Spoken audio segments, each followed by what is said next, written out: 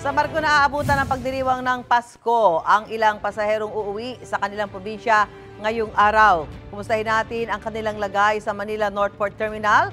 Sa unang balita, live ni James Agustin. James.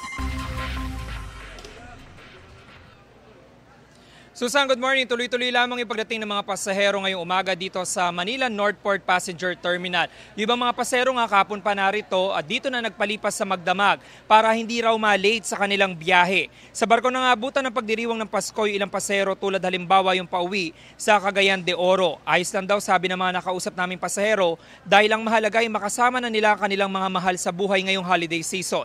Susulitin na lang daw nila ang bakasyon hanggang sa bagong taon. Ang Philippine Ports Authority naka-heightened alert sa lahat ng pantalan sa buong bansa. Ipinatutupad din ang full manpower at no-leave policy para sa mga empleyadong nasa frontline. Alas 8 ng umaga, inaasahang makakaalis yung barko na may biyaheng Cebu at Tagbilaran mula rito sa Manila Northport Passenger Terminal.